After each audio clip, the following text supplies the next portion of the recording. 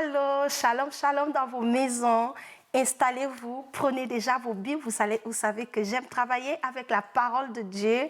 Et avant même de commencer, donnez-moi un instant, je vais vous montrer quelque chose. Alors voilà, regardez ça. Une Bible que j'ai reçue à mon anniversaire. Je vous ai dit, le mois de janvier, c'était mon mois et le Seigneur m'a béni. Je pense que ça, c'est un signe et une confirmation que nous devons méditer la parole. Parce que cette Bible, cette année, me donne le défi de la lire de A à Z. Ce matin, je méditais et j'ai vu mon ancienne Bible qui me regardait d'un coin là. Ah, FIFA, tu ne me regardes plus, tu as une nouvelle Bible. J'ai dit yes, je recommence à zéro. Donc voilà, je vous présente ma nouvelle Bible. Elle est là, allez-y chercher la vôtre. Richard, merci pour ce merveilleux cadeau. C'est mon caméraman qui m'a béni avec cette Bible et je suis excitée de la lire et de la terminer cette année. J'aime lire toute la Bible de Genèse à l'Apocalypse. C'est un défi et je vous lance le défi. Faites de même, la parole de Dieu est vie. Alors, pour commencer, l'émission d'aujourd'hui s'appelle, comme vous le savez, à nos abonnés habituels, c'est Femmes éveillées. Et Femmes éveillées est une idée du ministère des Lions Unis en Christ, dont je suis le leader et nous avons plein d'autres leaders dans différents départements. Aujourd'hui, je voudrais nous parler, prenez vos stylos, ce message est pour tous les parents qui me regardent.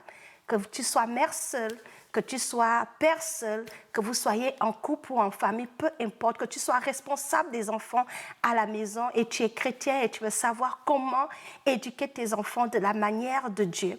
Le Seigneur m'a montré quelque chose d'absolument fantastique durant mon temps de retraite et j'ai dit waouh! Et je voudrais partager cela avec vous parce que c'est une clé dont nous avons besoin, nous les parents de 2022, nous avons des défis, nos enfants sont exposés à plein de choses. Deux fois, on ne sait pas comment gérer cela. Eh bien, le Seigneur m'a inspiré quelque chose que je voudrais partager avec vous. Donc, prenez vos Bibles, comme je le disais, le Saint-Esprit est déjà au milieu de nous. Donc, s'il fallait donner un thème à ce message, eh je vais l'appeler « Comment corriger nos enfants selon le Seigneur ». Alléluia. Nous allons regarder, c'est un petit verset rapidement que je vais lire. Ça se trouve dans le livre d'Éphésiens, Éphésiens chapitre 6. La Bible dit, « Et vous, pères, n'irritez pas vos enfants, mais élevez-les en les corrigeant et en les instruisant selon le Seigneur. » Ce verset-là, le début de ce verset-là, le Seigneur donne l'instruction aux enfants en leur disant « Enfants, obéissez à vos parents. » Je ne sais pas pour vous, mais en grandissant, c'est un verset que tous les parents chrétiens aiment coder, juste en se focalisant sur la première partie, qui dit « Enfants, obéissez à vos parents. Enfants, obéissez à vos parents. » Ils lisent juste cette partie-là. Mais la partie qu'ils ne comprennent pas, c'est la deuxième partie qui est d'ailleurs très, très importante. C'est la partie que je viens de nous lire, le verset 4. La Bible dit « Et vous, pères, n'irritez pas vos enfants, mais élevez-les en les corrigeant et en les instruisant selon le Seigneur. » Je ne sais pas comment je suis tombée dans ce verset. En fait, j'avais fini de méditer tout le livre d'Éphésiens et pendant que je lisais, le Seigneur m'a amené là et le Saint-Esprit m'a zoomé, corriger. Et le Seigneur m'a dit, qu'est-ce que tu comprends de corriger? Et tout de suite, j'ai dit corriger, c'est de taper nos enfants, c'est de les punir, c'est de les reprendre. Fait que ce qui est monté dans mon esprit tout de suite, c'était vraiment la correction où on doit punir les enfants sévèrement. Plusieurs parmi nous grandissent, venons même des familles chrétiennes. Une des corrections, quand tu entends correction, tu sais qu'on va te bastiller, comme on dit au Gabon. Tu sais que ta mère va sortir le petit tuyau, ou c'est le petit bâton, ou c'est la babouche, ou c'est la taloche sur la tête. C'était ça qui vient dans notre esprit quand on entend correction. Mais le Seigneur m'a montré quelque chose.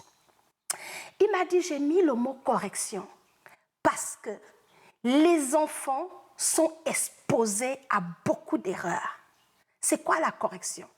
La correction, c'est de venir, comment dirais-je, la correction, c'est par exemple lorsque tu fais une dictée, on te dit par exemple d'écrire dessin, et puis écrire dessin avec un C, au lieu de l'écrire avec deux C, I-N.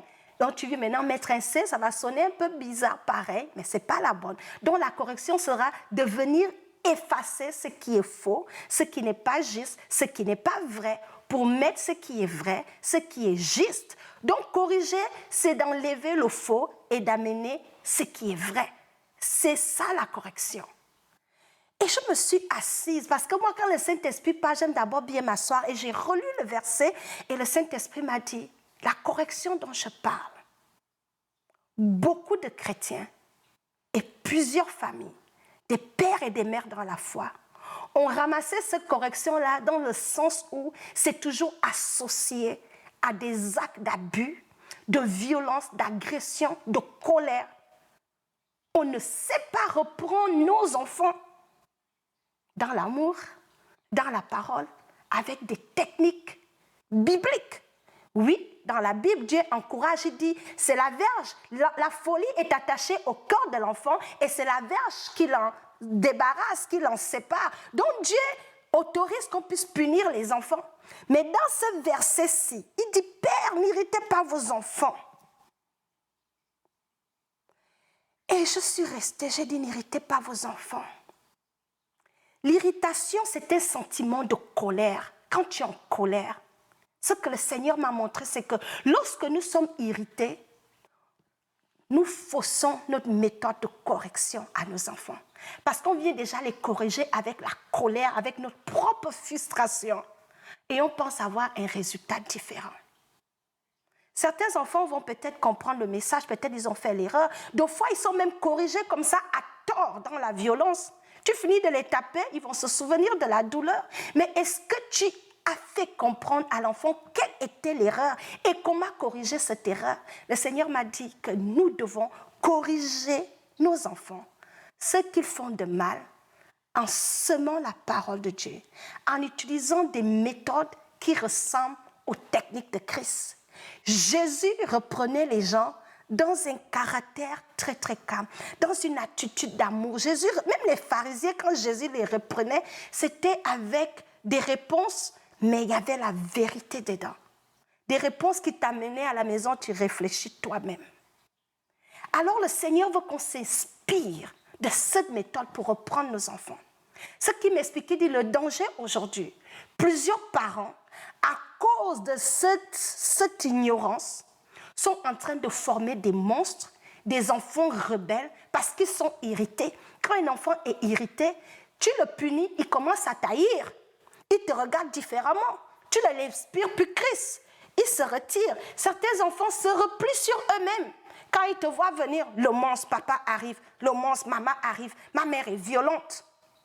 Ils vont avoir une perception et une description, une idée de toi qui ne va pas les inspirer Christ.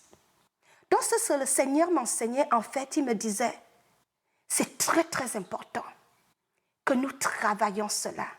Parce que sinon, nous allons perdre nos enfants. Pas les perdre qui vont mourir. Nous allons donner la même mise à l'ennemi de gâter nos enfants. Parce qu'ils vont être punis, parce que le père est sur la colère, tu décharges ta colère, tu libères la même colère dans ton enfant. Et le fruit de la colère, est-ce qu'il a saisi la correction que tu voulais apporter? Je vais vous donner un exemple. Parce que tu es en train de punir l'enfant, mais l'enfant n'a pas forcément l'entendement sur les choses que toi tu comprends en tant qu'adulte. On prend toujours pour acquis que les enfants doivent comprendre que ça c'est mal. Mais est-ce que nous prenons le temps de leur montrer pourquoi ça c'est mal et pourquoi ils ne devraient pas le faire? Appuyer sur la parole de Dieu, les reprendre. C'est quelle méthode utilisons-nous pour reprendre nos enfants? Le Seigneur dit de la revoir. Parce que les méthodes que nous utilisons, c'est les méthodes que nous avons apprises de nos parents. Ta mère te tapait, toi aussi tu as vu ça marcher sur toi, tu tapes les enfants. Mais cet acte de taper là, tu deviens violent sans le savoir parce qu'on te tapait. Et parce que de fois aussi, on oublie combien ça nous a causé des pleurs, les cicatrices sur les corps. Il y a de ces parents qui tapent les enfants jusqu'à l'enfant saigne. Et tu dis, tu as corrigé l'enfant. Tu ne l'as pas corrigé, tu l'as traumatisé. Alléluia. Il y a des corrections qui sont vraiment démoniaques. Qu'on va abuser des enfants, coups de pied, coups de poing, des abus qui sont, ce n'est même pas de Dieu. Mais ce que le Seigneur m'a montré, c'est que nous sommes des représentants de Christ pour nos enfants. Et la manière que nous les corrigeons, ça doit refléter Dieu. Ça doit être nuancé avec l'amour. L'apôtre Paul disait que encouragez les plus faibles dans la douceur. Reprenez les autres dans l'amour. Pardonnez-vous réciproquement. Mais on vient reprendre nos enfants. Il n'y a pas l'amour dans notre méthode. Il n'y a pas la patience dans notre méthode. On vient avec la colère, avec la violence, avec les préjugés et on les répond avec des méthodes qui n'ont rien à voir avec le Seigneur.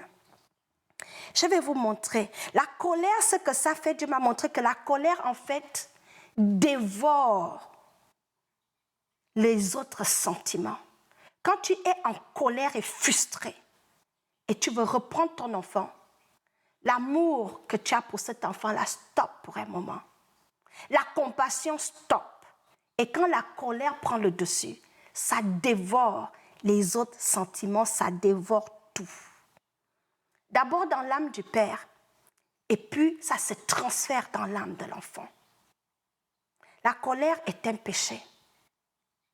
La colère est un péché. Mais l'erreur, ce que nous ne comprenons pas, c'est que cette colère-là, lorsque nous-mêmes nous la vivons, quand les situations nous dépassent et qu'on manifeste ça sur nos enfants, on leur transfère ça, c'est comme un esprit.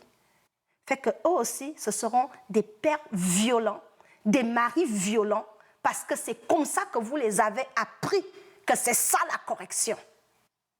Et c'est très dangereux. Et le diable a utilisé ça, a usé de ça dans plusieurs familles, même chrétiennes. Alors, comment reprendre nos enfants alors? Puisque Dieu dit la correction ici n'est pas forcément l'acte de violence et de colère pour approcher nos enfants. Ce qu'il m'a inspiré, il a dit pour corriger un enfant. Je donne un exemple. La semaine dernière, il y a 2 semaines, mes enfants ont eu un cours sur l'éducation sexuelle et j'étais un peu anxieuse que, oh Seigneur, qu'est-ce qu'on les a partagés? Et le Saint-Esprit, grâce à ce verset, m'a dit, parents, de corriger les enfants. Je dis, Seigneur, qu'est-ce que je fais? Il me dit, pour les corriger, il faut d'abord savoir quelle est l'erreur. Vous savez ce qu'il m'a dit? Il m'a dit, fais asseoir tes enfants. Le Seigneur est merveilleux, il y a tout dans sa parole. Alors j'ai fait asseoir mes enfants et je les ai écoutés. Je dis, comment s'est passé le cours? Je les mets à l'aise. Et ils m'ont raconté de ces choses. Moi-même, j'étais, hé Jésus! J'étais, Seigneur, aide-moi ici.